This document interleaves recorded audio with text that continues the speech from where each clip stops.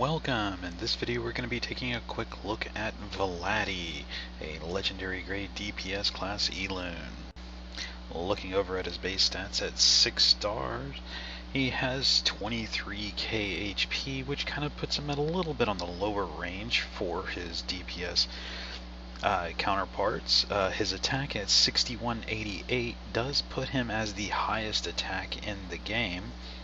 His PDEF and MDEF at about 2.8k each does put him a little bit on the lower range as having one of the lowest ones for the DPS legendaries. His attack speed at 107 puts him about at the mid-range with a little additional crit, which is typical for DPS.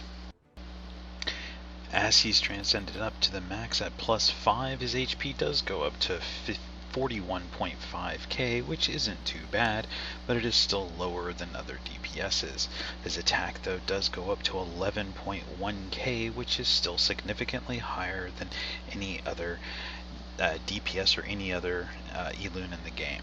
His PDEF and MDEF ending at about 5.1k are still a little bit on the low side, but comparatively aren't too bad, and as you can gear him up and buff him with Weiwei, you really won't notice much of a difference compared to other Elunes. Moving over to his skills now. His first skill, Crimson Bats, is a frontline only attacking skill that does magic damage. The damage multiplier is quite good at level 1, being 150 plus 110% of his attack. If you have which the Bloodspring part of this is part of his passive, which we'll go over in a minute, but if the Bloodspring is filled up, then this skill will always land as a crit. Once the skill is leveled up to the max at +6, it goes up to a very nice 1190 plus 158% of attack as magic damage, and if it crits with the Bloodspring filled up, you're going to be doing a significant amount of damage. The skill's skill gem sets are Blue Violet for magic damage and speed, and if you do the set, you have a 5% chance to panic for 1 turn. Going with the skill gem set effect isn't too bad, as the skill really doesn't do much else, so having a chance to panic isn't too bad. However, if you're wanting to go for more damage than any other type of utility or additional bonuses or that low 5% chance, then going with another blue gem for that extra magic damage, or perhaps an orange one for crit rate, could also be beneficial. However, the violet does give him a little extra speed to help get his turn cycled a little bit faster, so any of those options would be good. Looking over to special skill, this one is a single target attack to any Elune, front or back line. This again, all of his attacks will be doing magic damage.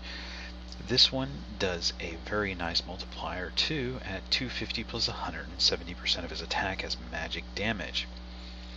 This will leave the enemy injured to inflict a soul effect that deals soul damage equal to 20% of the Bloodspring storage immediately beyond receiving a turn for 3 turns. This is the enemy's turns, not his turns. So whenever the enemy takes a turn, they take soul damage based on 20% of whatever his Bloodspring storage was. This effect isn't too bad, but it isn't too great either, as the Bloodspring effect is going to be limited, which we'll go over in his passive. This will make this decent, but not crazy, but it is still going to be good. But it is a 3-turn duration, so you can keep applying it pretty often and to multiple Elunes. As it's on his special skill, you can apply it quite often. Once the skill is maxed up, the damage goes up to a very high 1830 plus 240% of his attack as magic damage. This also increases to 30% of his Bloodspring storage. This storage part does not need to be filled up to have this effect, and it'll be based on whatever it's currently at when you place it. The skill gem set effect for this is Blue-Orange, which is for magic damage and crit rate. If you do this one, you have a chance to bleed the target for 2 turns with a 5% rate. This isn't too significant and not too great of a thing, and the bleed effect typically won't be too much. However, the bleeds are based on attack, and with him having such high attack, if it does land, the bleed effects will be quite significant. However, going for a more damage build, such as an extra blue for the magic damage, would be good, or more orange just for that crit rate to ensure that he crits would also be viable options. Moving on to his ultimate skill, Predator of the Night, this is again is a single target attack to any Elune on the battlefield. This one does a very high multiplier at 400 plus 280% of attack as magic damage. This one also deals soul damage to 50% of whatever his Bloodspring storage is. This skill also will steal all of the enemy's buffs, so any buff that they have, it will steal except for soul effects. So if you're attacking something that has like a way buff or whatever buff they have, it will steal their buffs as long as you have the accuracy to do so. If this skill kills the enemy that you target with it, then he gets a buff or soul type of effect to himself that gives him bonus stats equal to the HP, attack, physical defense, and magic defense of the defeated enemy for 2 turns. This can be quite significant, either adding a lot of attack if he kills a DPS or perhaps a debuffer, or a lot of HP, PDEF, and MDEF if he kills a tank with this skill. This will give him a 2-turn buff that is quite high, making him much more tanky or much harder hitting. These stats, though, however, cannot exceed his stats. So since he does have somewhat low PDEF and MDEF and HP, if he kills a tank, those stats will not increase above whatever his current stats are at. So if he's buffed, then he will get stats if he kills a tank, and as long as they're higher than him, he will get stats just doubling whatever he has in terms of HP, PDEF, and MDEF, and then attack. If he kills a DPS and they had higher attack than him, he will only get the attack buff up to whatever he had. So this is still quite significant, it just can't exceed whatever his stats are. So you can essentially almost double whatever his stats are if you kill something with this.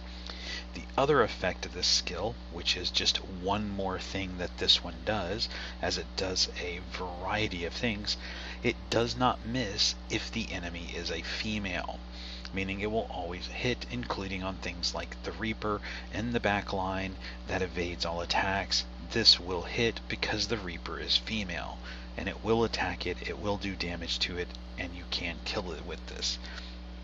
So that is a bonus of this skill. When this skill is maxed up to +6, the multiplier goes up to 2500 plus almost 400% of his attack as magic damage. This does a lot of damage. It will also deal soul damage equal to 75% of his Bloodspring storage. At this point, as we're about to start talking about the passives now, just a note, the Bloodspring storage, the maximum amount it can have is whatever his HP is at. That is the maximum storage. So if he has 100,000 HP, 100k HP, say in an air battle, then he can do 75% of that if it's maxed as damage, which means he'll do an additional 75k soul damage to the target in addition to the magic damage that the skill does. The skill that does not increase the turns that he gets if he defeats for the buff, and it doesn't do anything else once maxed out. The only thing it does is increases the damage and the soul damage based on his Bloodspring storage. The skill gem effect of this skill is going to be blue, orange, violet for magic damage, crit rate, and speed. It has a 10% chance to stun the target for 1 turn, which is not very much, especially for an ultimate skill, so it is up to you if you want to go with it.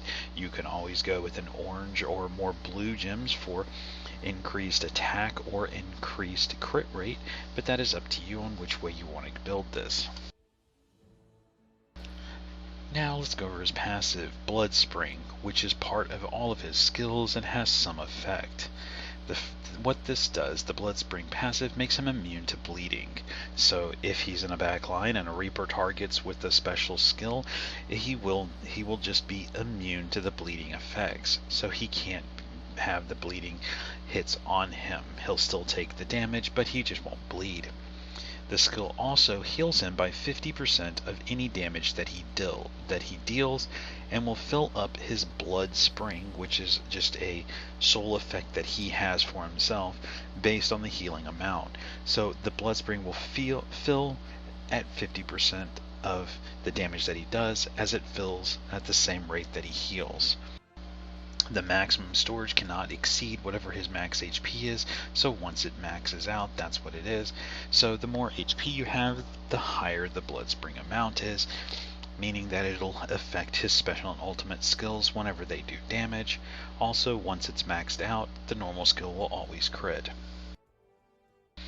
Moving to his second passive now, this one is going to make him somewhat annoying to deal with for some things, so you're going to have to take special precautions or just take an extra step when killing him to ensure that he dies. It's not too OP, as there are ways to get around it and there are things you can do. This one allows him to revive as soon as he dies with the Pledge of Immortality. Now, when he is revived, he's revived with the HP in the blood spring. Now, something to note about this is if he has nothing in the blood spring, for instance, if you kill him turn 1 and he has nothing yet that he's gained into blood spring, or you had shield effects or something on you and he has no HP gained from it and therefore does not have a blood spring yet, and you kill him, he will die without reviving, as his blood spring is 0. So as long as it's more than 1 or more, basically as long as he has the blood spring buff on him, he will revive. But if he has none, then he can die. And when he revives, he'll revive with none, because he revives with whatever was there in it. When he revives, he also gains a soul effect called Blood Fury. This increases his attack and crit rate by 50% for 2 turns. If he is killed while the Blood Fury is active, he cannot revive. So if you kill him and then you kill him again before he takes 2 turns, no matter if he has the blood spring or not, he can't revive. So as long as that's active, it prevents him from reviving. So the 2 main ways that you're going to want to kill him is either when he has no blood spring at all, or you'll have to kill him a second time after he revives and before he takes 2 turns for this to go away. However, once this does go away and he no longer has the Blood Fury on him anymore, he can revive again as long as he has a blood spring. Instant killing him will kill him, but he will revive right back.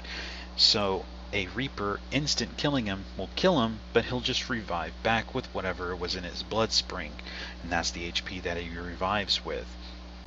So if you can kill him quickly enough before he has much time to gain a lot of HP into his blood spring, then he will be able to be defeated easily after that, as you can use a lot of things to kill him, as his HP should be pretty low. And then you can kill him again and it should be quite easy, as he'll still have the Blood Fury up.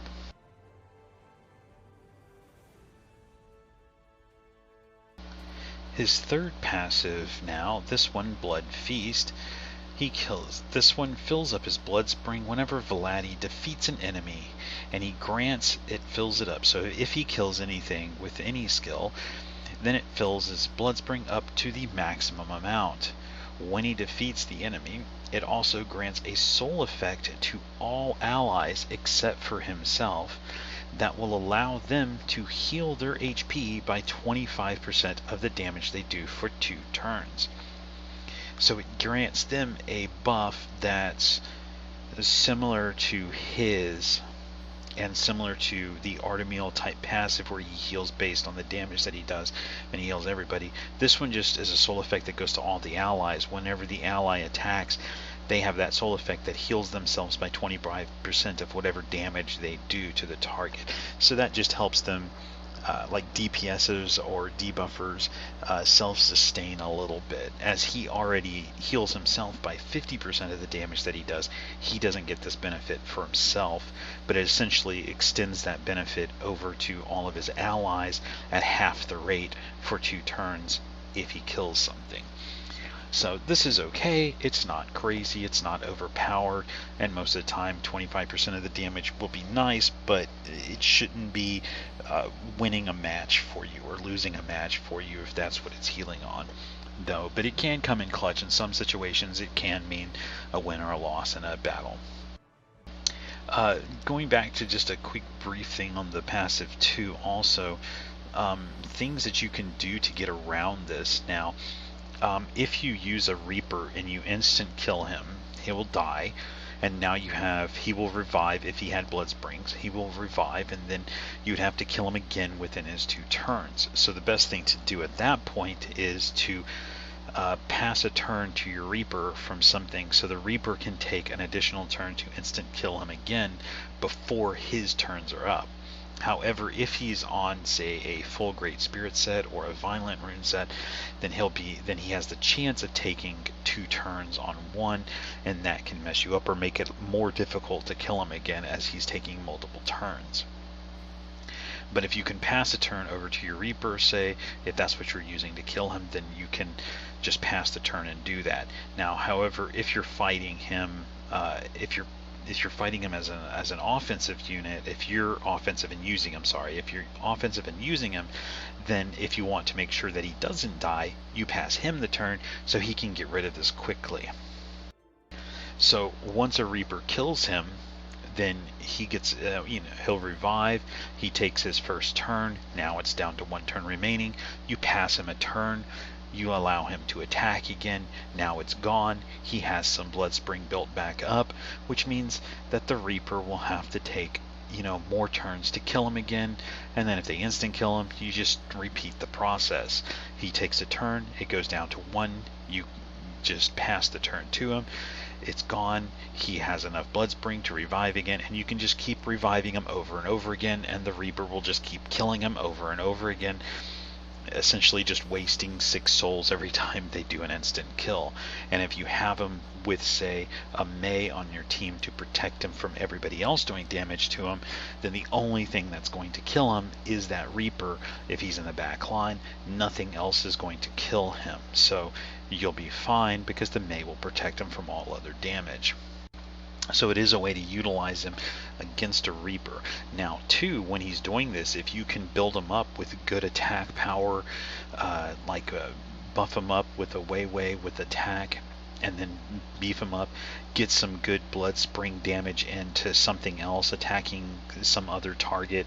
Artemils aren't going to be too bad of a target to attack with him because most of them are built with really high physical defense, but not much magic defense. So when you're attacking a lot, which is a lot of situations right now, a lot of the enemy teams will have really high physical damage because of just all of the physical damage attackers and debuffers that have been in the game, that people have neglected magic defense a lot on various things. So doing magic damage to them, you can do a significant amount of damage to things with magic. So him being magic is very nice because it's going to make people start having to take away some of their physical defense and beef up their magic defense to counter him too. Otherwise, they're going to be getting nuked down very fast by him because of his high damage. So you can use that to your advantage and attack things that typically have very high physical defense, so that way you can beef up his attack some. And then once you get it up, you can use his ultimate skill to kill a Reaper because it'll go through pretty much everything. Now, if the Reaper is protected by a Mei, then the Mei just takes all of the damage. Soul damage, everything, it'll take all the damage and the Reaper won't take anything. But the damage still applies. So this just means the Mei will take it. So if you're attacking something where the Reaper is in the back line and they have a Mei, and the Mei is defending or protecting the Reaper, he's still not going to have an easy time killing the Reaper. You're going to have to kill the Mei first before you can kill the Reaper with him. And that's not too bad if you want to kill a Mei, because you can still use his ultimate skill on the Mei and it won't miss, but it'll also steal all the Mei buffs, including the heal. So it can heal him for a very significant amount of HP every time he gets a turn. Not that it matters much if he's protected, but it still just takes all of her other buffs for evasion and other things too. It'll take those type buffs from her. So the stats you'd probably want to focus on with him, HP isn't a bad thing to get because you want the HP whatever you can get, so he has a nice pool for his passive skill that gives him the revive, that gives him extra damage, soul damage, the DOT soul damage from his special skill and stuff. So the more HP that you have, it's going to be good to have on him. Attack, definitely. He has such high attack anyway.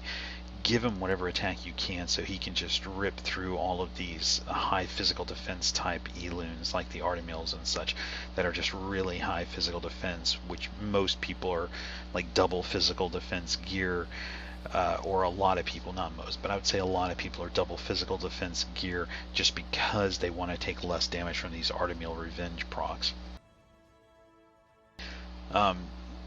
The crit rate is going to be good to beef it up whatever you can so he can crit often, or you can bring him with a crit buffer like a Karu or something, or a Miho. You can bring him with those two so he can crit more, so he has a higher crit rate. Anything you can do to boost up his attack is going to be good, bringing him with additional buffers. But mainly you would want to focus on his attack. His PDEF and MDEF wouldn't be bad to get up, but as long as you're bringing a Weiwei or you're bringing a Mei to protect him, it's not too bad. However, since the damage dealt to the Mei is going to be based on the damage he takes, that he would have taken, you're still going to need some PDEF and MDEF just to reduce that damage a bit to the Mei. Otherwise, your Mei is just going to be getting destroyed very fast by everybody attacking him. Try to get some speed on him. Different sets, gear sets you can run on him. DPS set is really good because it has really good attack, really high amounts of damage and stuff that you can get from it. It also does buff attack and crit rate on the gear set like every few turns. Another set that you could do would be the Violent set, which is a 3-piece set. You can't get it anymore, but if you have it, it wouldn't be bad to rune on him. Reason being, so he can cycle turns, or he has a chance to cycle more turns. So if he is killed, you can use him to cycle those turns so he can get rid of that Blood Fury buff, so that way he gets rid of it so that he has the ability to revive again if he's killed, making him very difficult to kill because you can just keep cycling out of that Blood Fury state, so he has, the ability to just keep reviving every time something kills him. So that's not too bad either. Dimension Slate's going to be the same as the gear. Focus on whatever HP and attack you can get, some PDEF, MDEF where you can get it, any speed where you can get it, and of course crit rate. Evasion's not too important. Accuracy, you're going to want some on him because his second skill, even though it's a soul effect, it still will need some accuracy to land. So you're going to need to be able to land those attacks to land the debuff, because if they evade the attack, the soul effect doesn't land on it. So you're going to need to make sure you land those attacks to trigger that soul effect to land, so that he can do a little bit of soul damage to them whenever they take turns. Overall, the Vladi is kind of what I was hoping that he would be. I was hoping for a magic damage DPS, because I think there's been just too many physical ones, and there's just too much physical damage out there right now, so people have been building really high physical defense type things. After Chloe Van kind of went out of the meta at the higher end because everybody just had so much HP, they were surviving her nukes anyway, that she's kind of gone now from the meta. People don't care too much. They just use the HP to absorb the damage from her instead of having to worry about building magic defense. She was really one of the last ones that made people build for magic defense. So now people have been focused on physical defense pretty much since the Artemil came in, and then the Reaper started doing physical damage too. So people wanted to be able to tank that better, wanted to be able to tank the Artemil better. You had other debuffers that are also physical damage that have been people have been using a lot, especially like now with the Rita. People have been using her. So it was really nice to see him come in with magic damage. He'll kind of put that fear back into people for building magic defense. Otherwise, you know, he's going to be able to do good damage to them. Now, he's not going to have that nuke potential so much as like what Chloe had, but he still has a lot of nice things, including soul damage that he does on 2 skills. One as a debuff for damage over time as a soul effect, but that can't be removed or cleansed because it is a soul effect. So if you put it on there, they can't cleanse it. A Trent can't remove it. Once it's there for them for the 3 turns. It can't be removed. So that is a nice part about his debuff, is that it's not like a freeze or a frostbite effect. It's not like a bleed effect. It's not like a blaze effect. It's a soul effect, and it's just going to do that damage for the duration that it's there, period. He does have a decent, very hard hitting ultimate skill that can not miss if it's a female target, which is going to be good for killing Reapers or Mays. It's going to be good, and it has a multitude of effects that it does, including stealing their buffs and, you know, stealing their stats if he kills them. So it was a nice little effect, a little bit more than what I thought it would be, but it was a nice welcome addition to the skill, making it a pretty powerful thing, which I think should be the case for legendaries anyway. Anyway, that's going to be it for this one. If you have any questions or comments, let me know. I tried to test a lot of these things already, so I knew how they worked before I started to discuss them. So the stuff that I did go over is things that I have tested to make sure that that's how they work, or that it is correct what I'm saying about how they work. Sometimes I'm not able to if I don't have it, but I was lucky enough to pull them from one of the event summons that they gave us when they put them in. Plus I saved some event summons from the Rita one so I could have some for him. So I was able to test him. So he is pretty nice. I did try some various things with him, but if there's anything else you want me to test on him or check, let me know and I'll try to do that.